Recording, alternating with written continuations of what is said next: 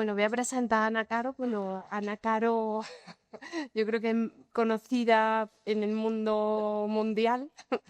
Bueno, ella tiene casi 30 años de vida profesional, es funcionaria de carrera, grupo A1, técnica superior, especialidad letrada, habiendo transitado por diversas administraciones públicas, es letrada de la Universidad de Burgos, es responsable de su servicio jurídico, vicesecretaria general de la Universidad Autónoma de Madrid, directora general de Estudio y Régimen Jurídico del Departamento de Educación, Universidad de Investigación del Gobierno Vasco, coordinadora de programas de asimilado a una vicegerencia de la Universidad Autónoma de Madrid, ha sido gerenta de la Universidad de Oviedo y actualmente es directora de Coordinación de Proyectos, Patrimonio, Prevención y Salud Laboral en la Universidad Autónoma de Madrid.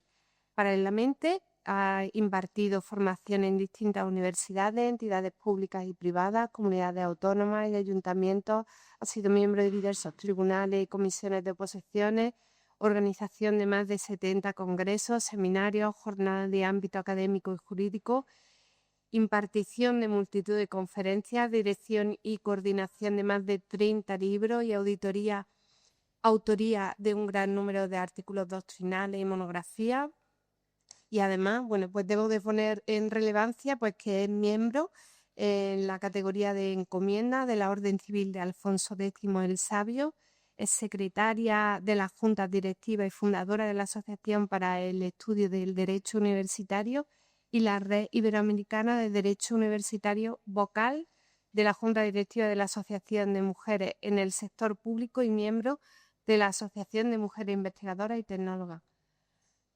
Me falta la respiración para hablar de su currículum, pero esto ya lo habíamos hablado. Te digo, igual me falta tiempo para presentarla, porque tiene un currículum excepcional. Bueno, pues buenos días a todos y a todas. Muchísimas gracias, María Dolores, por tu presentación. Gracias, compañeros y compañeras, por estar en esta mañana lluviosa en la Universidad de Valladolid. Gracias a la Universidad de Valladolid por acogernos y por darnos la oportunidad de compartir conocimiento, experiencias y debates, porque creo que es importante que tengamos estas jornadas para poder debatir, compartir, estar juntas y juntos, a pesar de que en esta ocasión pues tenemos una parte de nuestras compañeras y compañeros en la Universidad de Zaragoza también haciendo lo mismo que nosotros, que es tomar conocimiento, debatir, conversar y generar sinergias y experiencias. Se me invitó por parte de DECRUE a participar en nuestro taller de prevención de riesgos laborales en una mañana dedicada a un ámbito muy específico que son los riesgos psicosociales. En concreto, se me invitó porque hace muy poco ha salido publicado uno de mis artículos en un libro sobre riesgos psicosociales, una publicación entre Latinoamérica y España y, en concreto, se me había pedido en aquella publicación y en esta ocasión también hablar de los riesgos psicosociales desde la perspectiva de género. Y no solo en el ámbito específico de los riesgos psicosociales es importante hablar con perspectiva de género, sino en lo que hace a la prevención de riesgos laborales también es importante adoptar medidas y conocimiento de implementar la perspectiva de género en nuestra labor diaria, tanto desde el punto de vista preventivo como desde el punto de vista de la salud laboral, incardinado a su vez en la salud en general. Por eso, principalmente, es por lo que esta ponencia, digamos, marco, va con anterioridad a la mesa que a continuación tendrá lugar con compañeros y compañeras que van a profundizar en la materia de los riesgos psicosociales. Me gusta terminar en muchas ocasiones con algún tipo de reflexión o de frase que intente hacernos, como digo, reflexionar. En este caso he traído una de Pascal, cuando habla de que las cuerdas que amarran el respeto de unos por otros son, en general, cuerdas de necesidad.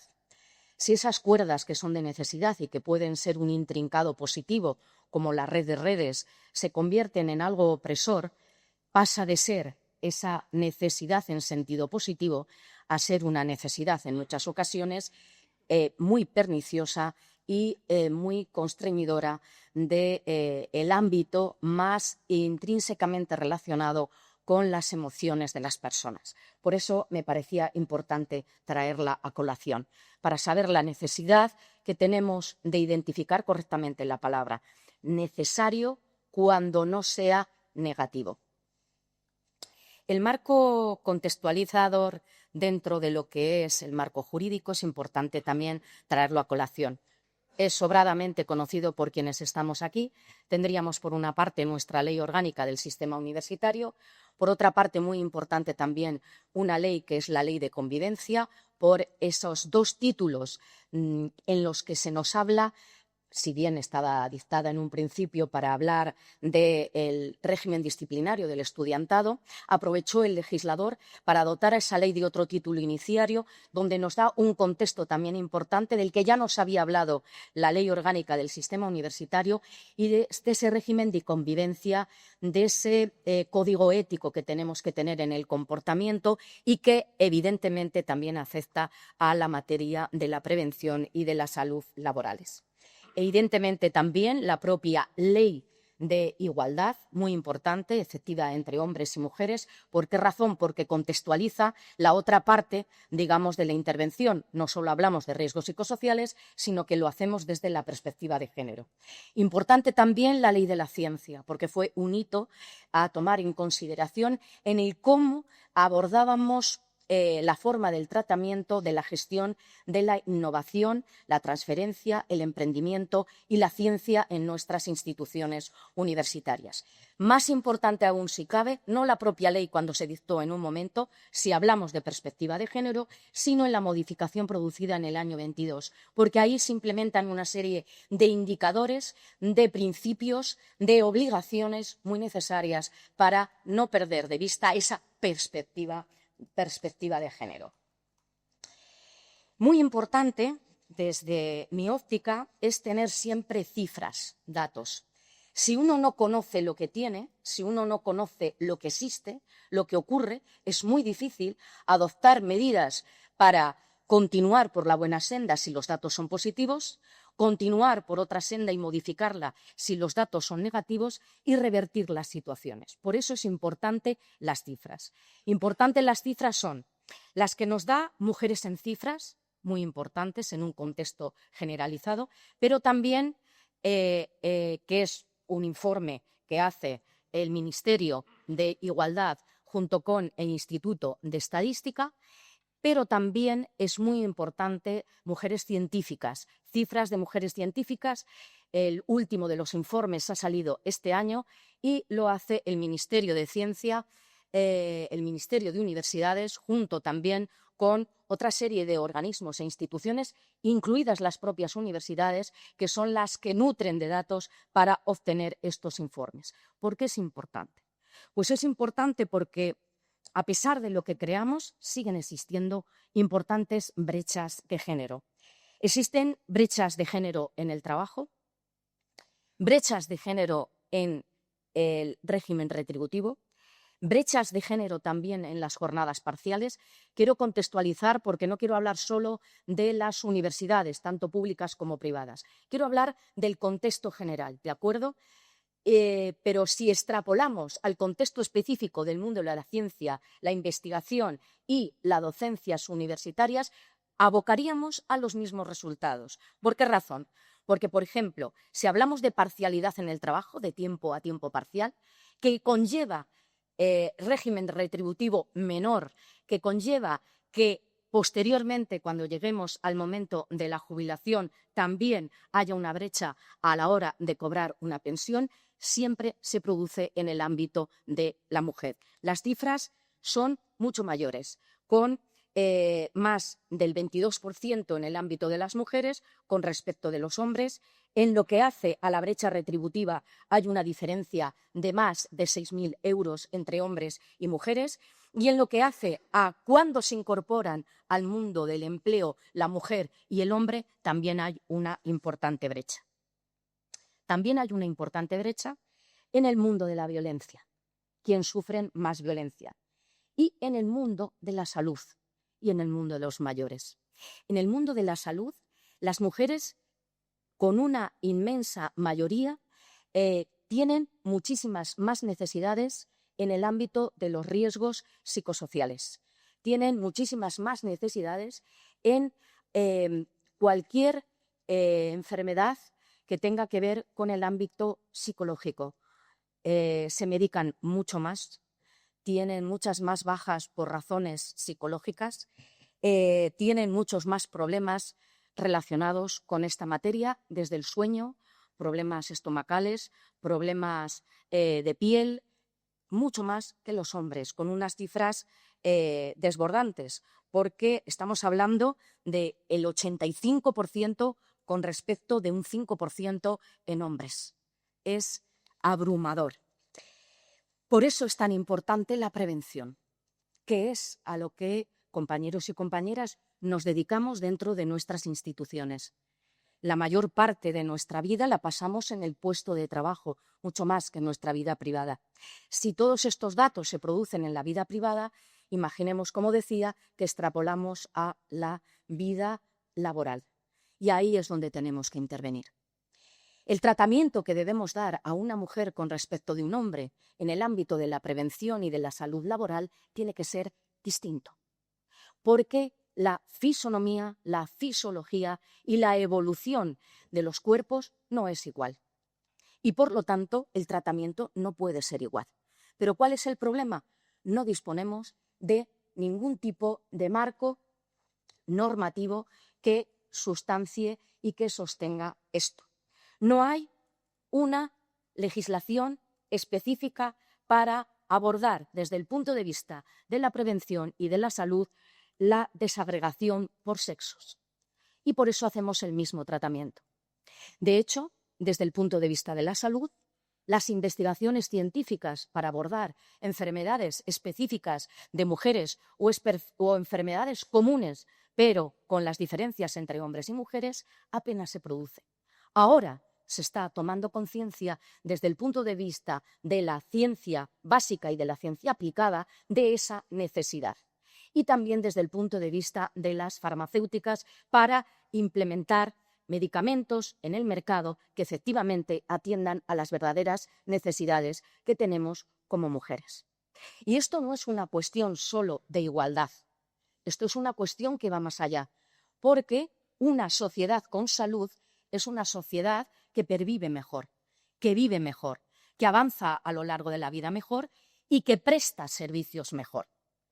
Por lo tanto, no hablamos solo de igualdad, hablamos de calidad, de eficacia, de eficiencia, como en este caso administraciones públicas o empresas privadas, en el caso de las universidades privadas, que deben velar por la correcta prevención y salud de sus empleadas y empleados, pero con esa perspectiva de género. Hay una serie, además, de elementos que hay que tomar en consideración. Nadie somos evaluados o somos analizados única y exclusivamente como empleados o empleadas. Lo somos con nuestras propias particularidades e idiosincrasias como personas.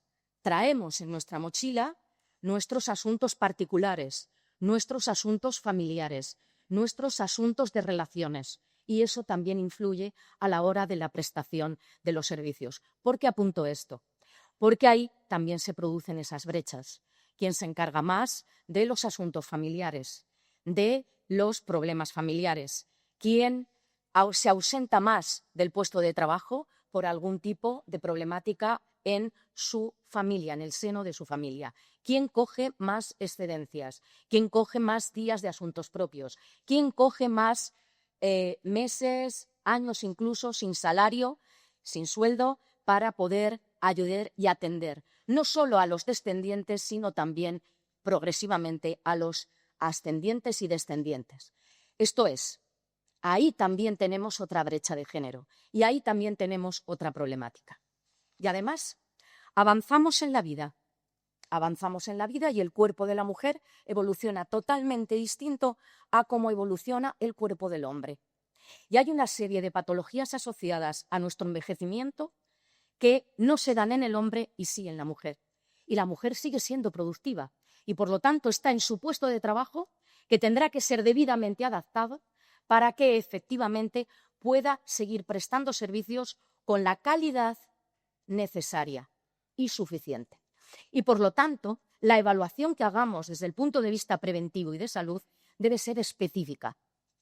No es lo mismo una mujer con 20 y tantos años que una mujer a partir de los 50 con los problemas que se tienen de todo tipo.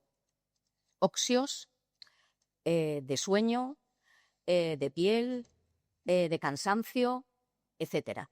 Todo eso influye a la hora también de prestar servicios. Existen riesgos psicosociales específicos asociados también a esa evolución de la mujer como ser humano. Por todo lo que comentaba, ¿por qué razón esos datos nos arrojan que la mujer toma muchísima más medicación para problemas de ansiedad, problemas de depresión, problemas de sueño? ¿Por qué razón? Una parte tiene que ver con su propia fisonomía y fisiología, pero otra parte también importante son el estrés que le produce el ámbito y el entorno donde se mueve, tanto endógeno como exógeno, tanto en el puesto de trabajo como en su vida particular. Es cierto que hay sectores dentro del ámbito general de prestación de servicios mucho más acusados en la aceptación por riesgos psicosociales que otros. No todos son iguales. No por ello excluyamos el mundo de las universidades, porque es uno de los lugares, seguramente que luego lo hablen nuestros compañeros y compañeras, más tóxicos. La enseñanza en general, las universidades en particular y la salud son los ámbitos de prestación de servicios más tóxicos que hay. Pero hay otros muchos, evidentemente. Hay muchos donde, por ejemplo, el acoso de género y el acoso sexual es más incipiente. Pero en nuestro mundo también lo es. Y además, con una diferencia entre personal docente investigador y personal técnico de gestión, administración y servicios. Y además tenemos partes que son, y lo conocemos, muy feminizadas. Hay sectores muy feminizados, que incluso se está produciendo también esa división importante a la hora de prestar servicios en las universidades. Y lo vemos, hay mucho más entrada, por ejemplo, en el ámbito de la gestión, de entrada de mujeres que de hombres, muchísimas más. En el ámbito docente-investigador cada vez se va aumentando más. Sí que es cierto que sigue habiendo esa brecha porque en los cuerpos superiores es donde, y en las tomas de decisiones, en los cargos es donde menos mujeres hay. Eso también influye como riesgo psicosocial. ¿Por qué razón? Esa lucha permanente por evolucionar en la escala, por tener que llegar a la meta, por tener que cumplir, por tener que romper el techo de cristal, por no resbalar en esos suelos quebradizos y pegajosos que tenemos que transitar y que son figuras símiles, pero que se utilizan continuamente para hablar de esas brechas de género, de esas desigualdades que se producen. Y en el ámbito universitario se siguen produciendo. Mujeres científicas en cifras lo siguen apuntando. ¿Que hemos evolucionado? Evidentemente que hemos evolucionado. ¿Y eso qué supone? Yo recibo a muchísimas mujeres en mi despacho por conflictos laborales y la mayor parte de ellos tienen un sesgo de género, la mayor parte. Yo puedo tener un conflicto con cualquier compañero o compañera que puede abocar o no en un riesgo psicosocial y que puede abocar o no en una patología por una somatización concreta de esos riesgos psicosociales padecidos. Pero es cierto que en cualquier conflicto, cuando yo entrevisto a compañeros y compañeras que tienen algún problema, siempre aparece el sesgo, siempre aparece ese machismo malentendido, siempre aparece algún tipo de preponderancia, algún tipo de superioridad que viene incardinada por el hecho de ser mujer, por el hecho de ser hombre. Y todo eso influye en la salud. Y todo eso conlleva una gran desigualdad. como yo voy hablando, pues me olvido de las transparencias, de esta llega aquí, no sé el rato, ¿vale? Pero simplemente por comentar, hay instrumentos que nos ayudan. Nos ayudan la adaptación de puestos de trabajo, nos ayudan las evaluaciones de riesgos psicosociales, pero hay otros instrumentos paralelos que convergen en la actividad de los servicios de prevención de riesgos laborales y salud laboral y que también nos ayudan, como los planes de igualdad. Por eso había traído a colación la necesidad de la utilización de dichos planes. ¿Por qué razón? Por esa sinergia que yo pongo de inserción de distintas normas. Por eso había citado al principio, por ejemplo, también la ley de convivencia. Trayendo a colación este asunto, es importante también la posibilidad de habilitar los canales suficientes y pertinentes para poder presentar esas denuncias de estas distorsiones que os he indicado. No solo los protocolos de acoso. Yo creo que, para mí, hemos dado un salto cualitativo. Yo no sé si los protocolos frente al acoso nos ayudan o no, o nos encorsetan.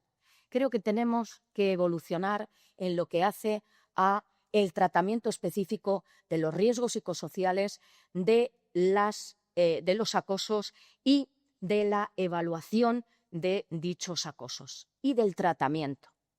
No sé si estos canales, el canal de denuncias, el sistema interno de información, sería una de las vías. Hace pocos días entrevistaron al que es la autoridad competente para los asuntos de las denuncias, del canal de denuncias. Por fin le han nombrado a nivel nacional, y le hicieron una entrevista donde estábamos diversas personas de distintas administraciones públicas y también de empresas, porque sabéis que los canales de denuncias también lo tienen que tener las empresas dependiendo de un número de empleados, y se habló específicamente de si es una de las vías para la interposición de denuncias frente al acoso, porque uno de los ámbitos objetivos de la ley de atención a los ciudadanos para la presentación de denuncias anónimas es el incumplimiento de la ley de prevención de riesgos laborales. La autoridad, el director, el que preside la autoridad, indicó que esa no era la vía. Digo, ya, pero yo lo cuestiono. No es la vía, usted cree que esa no es la vía, pero la ley lo habilita. Y si a mí me entra una denuncia por ahí de riesgos psicosociales, de presunto acoso, de incumplimiento de la ley de prevención de riesgos laborales en cualquiera de sus facetas, ámbitos objetivos, incluido este, yo tengo que atenderlo. Por lo tanto, sería otra de las vías. Quiero decir, tenemos los planes de igualdad, los diagnósticos previos al dictado de un plan de igualdad y los análisis a posteriori del dictado de los planes de igualdad, donde también tendríamos que tomar en consideración los resultados. Es necesaria la política preventiva específica de riesgos desagregada por sexos. Insisto en ella, porque evidentemente no existe el marco normativo, no tenemos la posibilidad de abordarlo normativamente, pero sí tenemos la obligación de hacerlo procedimentalmente. Y, por lo tanto, entiendo que es más que necesario. Y por eso lo señalo. La mujer tiene un doble rol, lo he hablado ya, acentra, acistra, dentro de su puesto de trabajo, fuera de su puesto de trabajo. Tenemos riesgos laborales específicos por ser mujeres, ya lo hemos comentado. Y además hay, evidentemente, y sigue habiendo, tanto segregaciones horizontales como verticales. Y todo ello influye en esos riesgos psicosociales. Hablaba de la segregación vertical, ya lo he comentado antes, y esa rotura necesaria de esos techos de cristal, pero también la necesidad de evitar que las mujeres se vean expuestas por el mero hecho de ser mujeres a dichos riesgos. También los hombres están expuestos a los riesgos psicosociales, pero si hay un doble sesgo y hay posibilidad de riesgo psicosocial, pero además eres mujer, tienes un doble sesgo. Y eso es muy importante evitarlo en la medida de lo posible. Y es nuestra responsabilidad, como servicios de prevención de riesgos laborales y salud laboral, evitarlo. Me parece aquí fundamental la labor de los servicios de salud.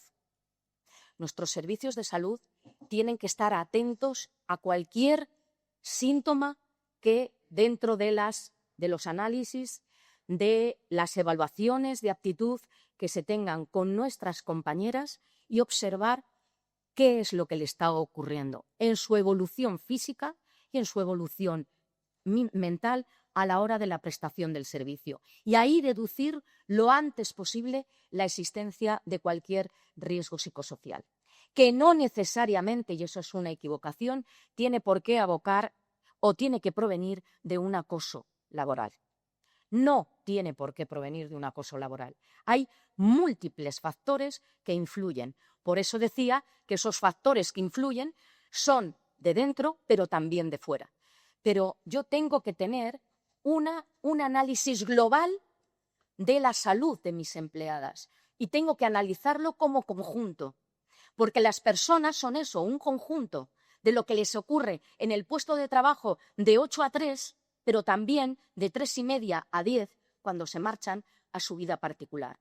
Porque cualquier asunto relacionado con su vida particular, al día siguiente a las 8 de la mañana lo va a llevar consigo a la hora de prestar sus servicios. Por eso es muy importante que estemos atentos. Además, es muy importante evitar elementos que sean facilitadores de el recaer o el caer en esos riesgos psicosociales. Elementos que se tienen que tener en cuenta. No sé si la evaluación de riesgos psicosociales general que hacemos nos sirve. También lo cuestiono, igual que cuestiono los protocolos frente al acoso. Creo que tendríamos que dar de verdad saltos cualitativos para abordar de una manera más integral, más de conjunto, lo que nos ocurre en nuestro día a día. Y no creo que ninguno de los métodos vigentes nos ayude a ello. ¿Os habéis dado cuenta de lo que preguntamos en esas evaluaciones? ¿De verdad, si yo aquí ahora mismo hacemos una evaluación de riesgos psicosociales, por mal que estemos, se va a deducir del informe que obtengamos? ¿De verdad vamos a poder aplicar medidas reales y efectivas para poder revertir esos riesgos psicosociales y, sobre todo, las consecuencias de padecerlos? Yo creo que de verdad tendríamos que hacer una reflexión. No como servicios de prevención. Creo que esto va más allá. Yo creo que esto es una cuestión del Ministerio de Sanidad y creo que es una cuestión del Ministerio de Ciencia y Universidades. Y tendríamos que propiciar el que nos sentemos para poder abordarlo correctamente.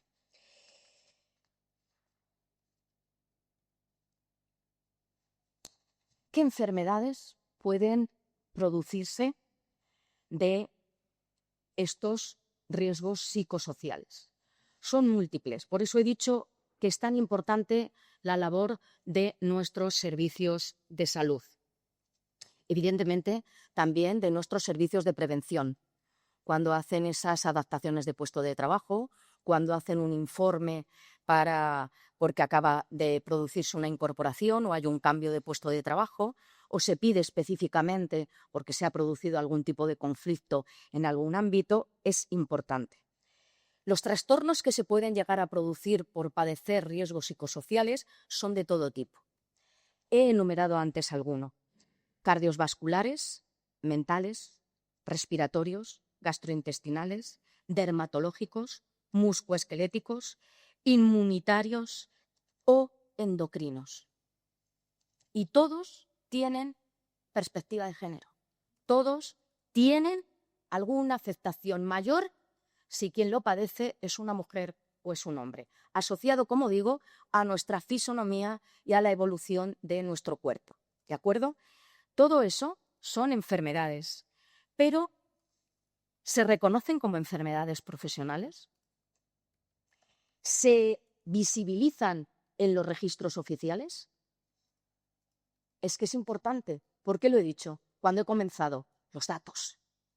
Si no tengo datos, si no visibilizo que esos riesgos psicosociales están produciendo enfermedades reales. Claro, cuando dicen, no, es que tiene problemas mentales, bueno, es muy etéreo. Es más, no se suele decir. Todo el mundo dice que va a ir al traumatólogo, que va a ir al endocrino, que va a ir, pero nadie dice que la causa de ir al traumatólogo, al endocrino, al neurólogo es que estoy con ansiedad o que estoy padeciendo una asfixia dentro del puesto de trabajo porque tengo una presión continuada o porque hago unos horarios que no se corresponden pero nadie me le reconoce o que estoy teniendo un conflicto laboral con el resto de mis compañeras y compañeros. No se dice. Es raro el médico que luego se da cuenta. Cada vez están más atentos. Por eso digo que dentro de nuestros propios servicios de salud sería importante. Se estima que las exposiciones a este tipo de riesgos nos hacen incurrir en enfermedades cardiovasculares hasta en un 140%. No es baladí. Se ha calculado que entre el 25 y el 40% de los casos de enfermedades cardiovasculares se podrían evitar. ¿Cómo? Eliminando este estrés, eliminando estos riesgos psicosociales.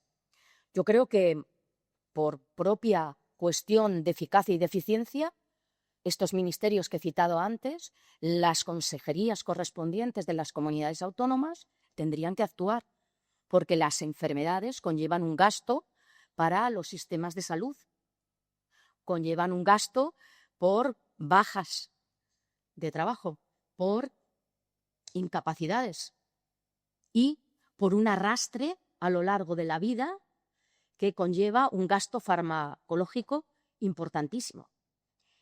Y además empeora sustancialmente la calidad de vida. Y si aún estás prestando servicios, se está menoscabando tu propio rendimiento dentro del puesto de trabajo.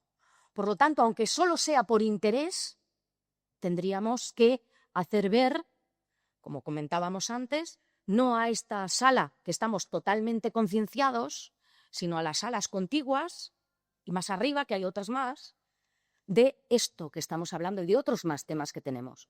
Pero creo que este es importante. ¿De acuerdo? Y por lo tanto, sería muy importante que nos dieran un marco normativo ad hoc, que tuviéramos elementos de análisis mejores de los que tenemos y que tuviéramos la posibilidad de la implementación de políticas reales de subsanación de estas no patologías, sino de las causantes de las patologías, que son estos riesgos psicosociales.